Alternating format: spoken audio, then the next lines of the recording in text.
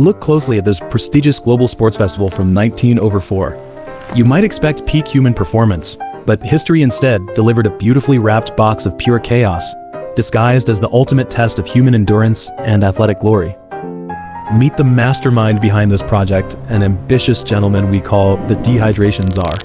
He firmly believed that drinking water during a long race was a sign of weakness, so he provided only 2 wells for 32 runners. Standing on the starting line is our main character, Tommy the Zombie. He is a humble brass worker who genuinely believes this marathon will bring him immortal fame, completely unaware that he will soon consume literal rat poison. Right next to him stretches another runner, famously known as the Uber Pioneer. While others mentally prepare for a brutal foot race under the scorching sun, this genius is already calculating the exact arrival time of a passing automobile. The starting pistol cracks open the afternoon heat, and the race immediately dissolves into an unmitigated disaster. Official vehicles drive ahead of the runners, kicking up a thick wall of deadly dust that suffocates every single competitor. The temperature hits 92 degrees, and the air feels like a giant, suffocating blanket. With no water stations in sight, runners begin dropping like flies, their throats burning as they swallow mouthfuls of dry Missouri dirt. Let us fast forward to the finish line, where Tommy the Zombie presents a truly horrifying spectacle. His face is completely white, his eyes are blank, and his legs move with a terrifying, purely mechanical twitch. As a high-dimensional observer, I look at these poor souls with nothing but profound pity. This was not a sports event, but an extreme corporate crunch where human lives were traded for an absurd, toxic definition of success. The dehydration czar designed this race as a grand scientific experiment on purposeful dehydration. He genuinely believed that stripping athletes of water would unlock their hidden potential, transforming their bodies into efficient, unstoppable running machines. Instead of a proper Olympic stadium, the track was just a rugged, unpaved country road. Every time an official vehicle passed, it created a massive wall of dust, turning the air into a thick, dry soup dot. Enter another legendary runner, a Cuban mailman we call the Barefoot Postman. He arrived at the starting line wearing heavy dress shoes, cut them into shorts with scissors, and decided to run completely barefoot on this jagged road. Starving because he had not eaten for 40 hours, the Barefoot Postman stopped by an orchard during the race. He casually ate several rotten apples, which immediately gave him severe stomach cramps, forcing him to take a nap. We also had 2 South African students who entered the race on a whim. They were running quite well until a pack of furious stray dogs appeared from nowhere, chasing them a mile off the official course. Meanwhile, Tommy the Zombie was completely exhausted by mile 10. His coaches, operating on pure bro science, refused to give him water and instead prepared a secret concoction of strychnine, egg whites, and cheap brandy. In those days, strychnine was used in small doses as a powerful central nervous system stimulant.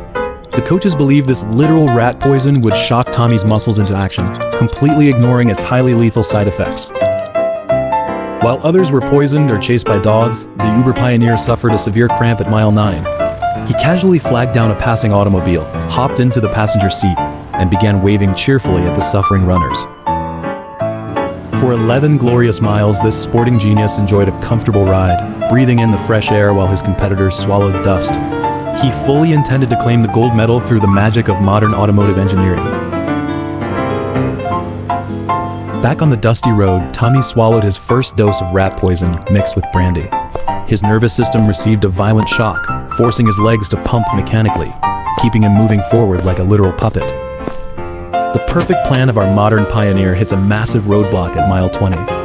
The automotive engine suddenly explodes into a cloud of smoke, forcing him to abandon his comfortable seat and actually use his feet again.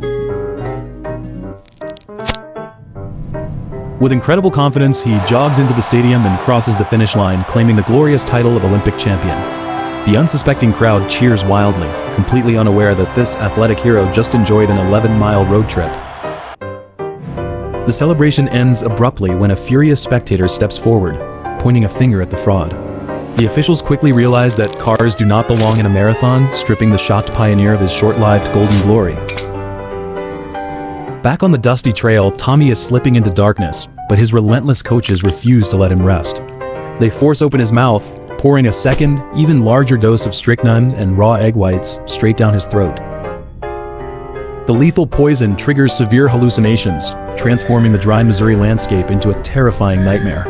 Tommy sees giant rats chasing him down the road, his mind completely broken while his body continues its toxic mechanical march. Human anatomy finally rebels against bro science, and Tommy's legs get out entirely, refusing to take another step. He collapses into the suffocating dust, a broken puppet whose internal gears have ground to a sudden, painful halt.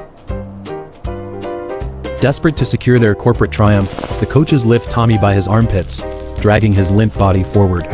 His feet dangle uselessly, carving deep lines in the dirt as his handlers move him like a human wheelbarrow. Scene. Miles behind the madness, the barefoot postman finally wakes up from his uninvited, rotten apple nap. Feeling surprisingly refreshed, he shakes the dirt from his fur and begins a frantic sprint to catch up with the chaos ahead. Other competitors are facing worse fates, as the thick dust destroys their lungs from the inside out. One poor athlete is coughing up pure blood, his internal organs severely damaged by the continuous inhalation of toxic Missouri dirt.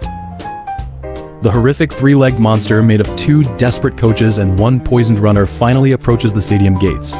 The finish line is in sight, representing either the ultimate athletic victory or a literal trip to the graveyard. The crowd falls into a stunned silence as this terrifying trio stumbles onto the stadium track.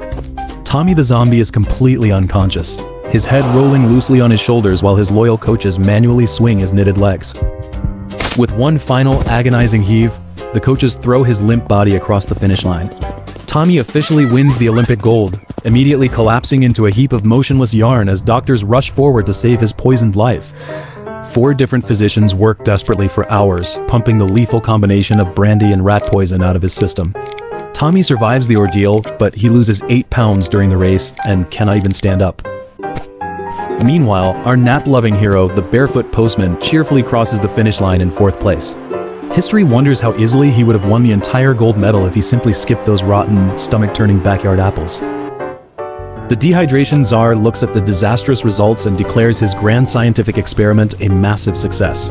He proudly notes that human beings can indeed endure extreme physical trauma, completely ignoring the absolute trail of destruction behind him. Tommy receives his heavy gold medal while lying miserably in a hospital bed, too exhausted to even smile for the cameras. He never runs another marathon in his entire life, thoroughly cured of his dream of athletic glory. This historic event remains a gentle reminder of human absurdity, where leaders push compliance boundaries and workers sacrifice their health for arbitrary rewards. Wall Street executives still read this story today, taking secret notes on extreme employee management. As a high-dimensional observer trapped in this knitted body, I offer these brave, foolish souls my deepest, most peaceful redemption. They ran a broken project, survived a toxic sprint, and somehow made it back home alive. We close this dusty chapter of 19/4, leaving the chaos behind in the sand. Humans will always find spectacular ways to complicate the simplest journey, transforming a straight run into an unforgettable, lethal comedy. Classic.